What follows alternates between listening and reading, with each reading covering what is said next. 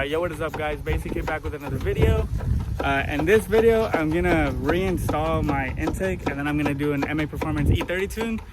Yeah, I already got both tunes. I got the regular 91 tune, and I also got an E30 tune. It's kind of hard. I forgot that I'm lowered as hell, so I used a little wood plank and then the ending of a jack, and put it under my wheel in order for it to fit, and it barely fit. I still had to lift the fender in order for it to fit. But I'm not going to show any of this because it's just repetitive. I've shown it plenty of times before. I'll let you guys know when I'm done installing it, and then when I go to the gas station and put E30 in, and then I'll kind of give you my quick first impressions on the tune, and you know, if I recommend it. But hopefully you guys do enjoy this video. Make sure to drop a like, drop a comment, and subscribe to the channel, and peace out.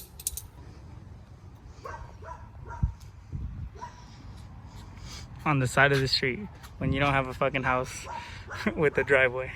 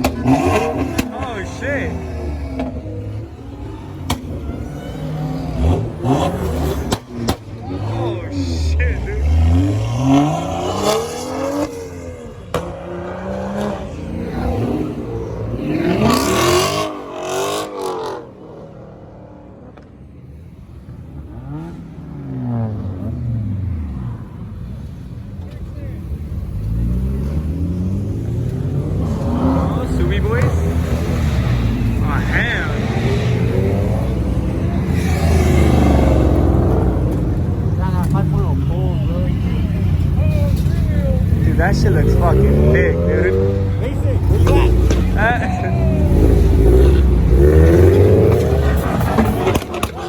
That's a fucking Fiat, bro.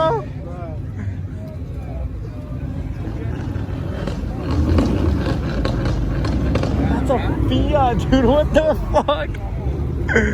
Oh my god. That's funny as fuck, dude.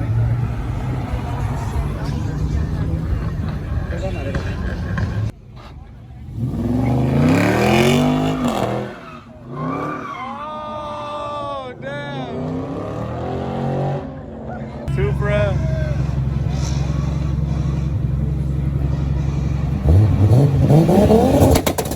Oh, shit, dude.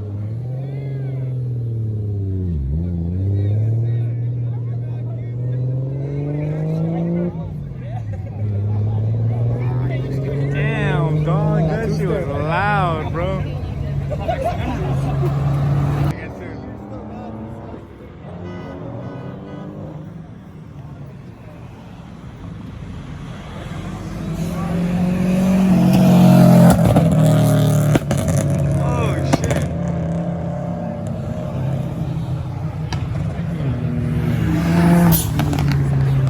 Turbo boy. Turbo.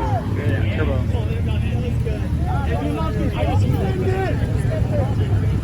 Send it.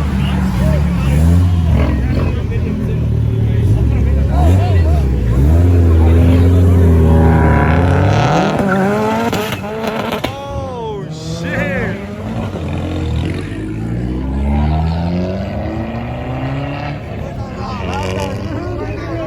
Oh, shit, dude, he slid out. Damn, dog, don't ever doubt me, dog.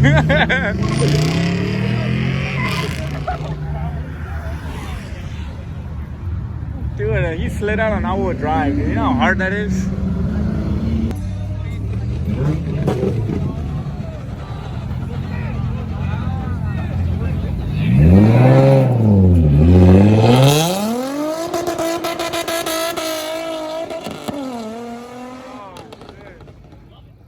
That shit look hard.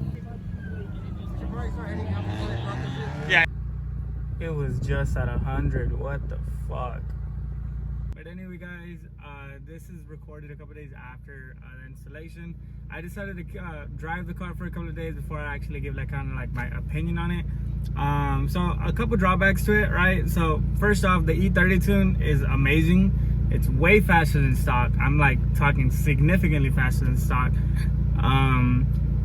You can keep up with like G37s and everything now, like pretty easily. Like within these next couple of days, I'll upload a racing video of me and my homie Visuals.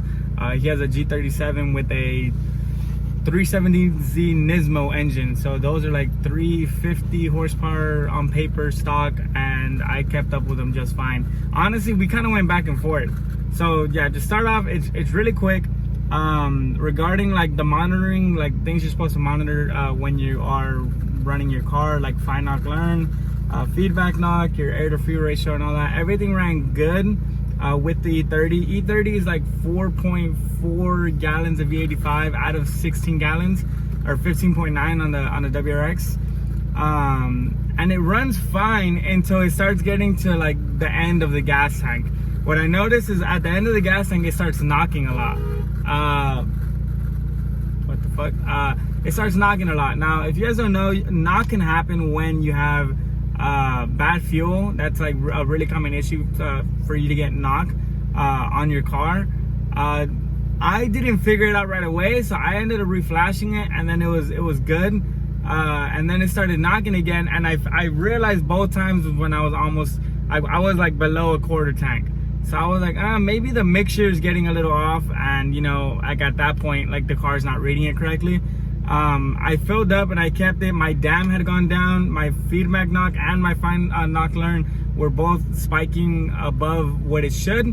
But after putting E85 and then filling it up with 91, I drove for a bit. My dam went back up within like 20 minutes, and then both my fine knock learn and my feedback knock weren't knocking anymore. So I came to the conclusion, obviously, due to the fact that I'm sure it's a low E85 tune, like the ethanol, it's only E30 instead of like a higher, and then on top of that, we don't have the sensor. This is kind of like a cheap way of getting quick power. Yeah, I mean, the car's been running flawless. I haven't had any issues, and I've had it for around a week now. I've had a lot of fun. I've been pushing it pretty far, so I haven't blown up yet, so that's a good sign. But yeah, anyone who's thinking about getting this tune, I honestly do recommend it. Would I run the E30 tune at all times? Because I have the 91 tune and the E30 tune. I think I'd alternate between the two just to kind of, you know, give the car a break a little bit. Especially since right now my clutch is about to be out the window, and with more power, that's definitely not going to help it. But yeah, I'm not going to put any driving clips or anything just because I feel like, I mean, you're not really going to be able to see how fast the car is. Within these next couple of days, I am going to upload a couple extra videos. Like races, I already have 2 races. I raced my friends. He has like a G80, a Genesis. It's a big sedan, but he was so confident that he can keep up with my car, and that was an embarrassing race for him. And then my homie's G37, but it's the engine is a 370Z Nismo. It's like a 2018 370Z Nismo engine. So those, yeah, he swapped it out like almost the second he got the car, which is like a year ago. Which that race is really, really cool. I have a lot of clips of that. Make sure to stay tuned for that, and if you guys enjoy this video, make sure to drop a like, drop a comment, and if you guys have any questions or concerns, make sure to drop them below. I'd love to help anyone who has any questions. I answered the majority of my comments, unless they're just hate comments. Like, I know a bunch of the comments are like, oh, you can't keep up with the G37, or oh, you can't beat a V6. I don't think people comprehend that this is just a 4-cylinder with 270 horsepower from the factory, and that's on paper. Realistically, you're only pushing like 210 horsepower, 220 maybe. The car's not that fast. Now, does it have the potential to be fast? Of course. Every car has potential to be fast if you want to put money into it. But I know I get so many comments, like for example, when I race my friend's Camaro, where it's just, oh, you can't keep up with Camaro. Like, I have a WRX, I can walk Camaros. No, you can't. Like, I know how to shift very fucking well. I know how to drive this car very fucking well. And you cannot keep up with Camaro stock. I'm talking about even the V6 and the 4-cylinders. Well, maybe the 4-cylinders you can keep up, but the V6 will walk you. Unless you're doing it from a dig. I know these, obviously with all-wheel drive, races from a dig are like basically your advantage because you have all-wheel drive that you can take off, especially if you have launch control. But yeah, now with the Z30 tune, I basically keep up with all the V6s.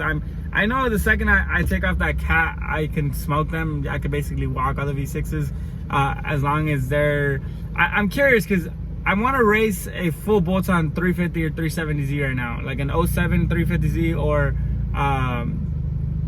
like a newer 370 full bolt-on. I want to see how I do against them before I remove my cat and then go catless. That should be a fun race. But anyway, I've talked a lot. It's already fucking 5 minutes of me talking. Hopefully you guys did enjoy the video. Drop a like, drop a comment. I'm about to start my second video right now, so stay tuned for future videos. Make sure to subscribe. Peace out.